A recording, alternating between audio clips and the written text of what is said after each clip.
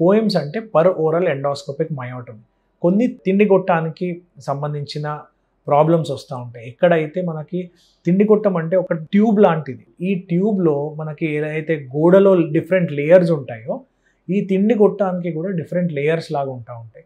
మనకి లోపల నుంచి ఎండోస్కోపీ చేసినప్పుడు మనకు స్మూత్గా కనబడేది ఒక లైనింగ్ లేయర్ ఉంటుంది.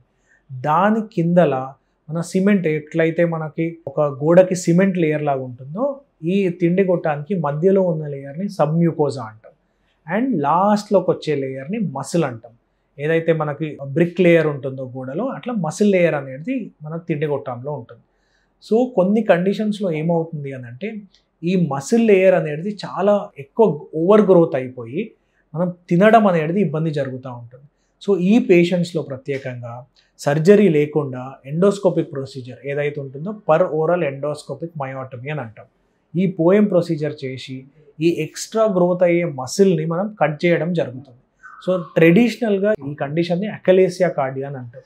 ఈ కండిషన్కి మనము ట్రెడిషనల్గా పెద్ద సర్జరీ చేయడము, దానికి ఒక 3-4 డేస్ ఫుడ్ తీసుకోకుండా ఉండడం, ఒక 5 డేస్ ఆఫ్ హాస్పిటలైజేషన్, ఇవన్నీ ఉండేది. ఇప్పుడు ఎండోస్కోపిక్గా పోయమ్స్ ప్రొసీజర్ చేయడంతో వితిన్ 12 అవర్స్ పేషెంట్కి ఫుడ్ ఇవ్వడం జరుగుతుంది. వితిన్ 24 అవర్స్ పేషెంట్ని డిశ్చార్జ్ చేయడం జరుగుతుంది. మీరు తీసుకునే అదే మందులు, అదే నాణ్యమైన మందులు, కానీ సగం ధరకే.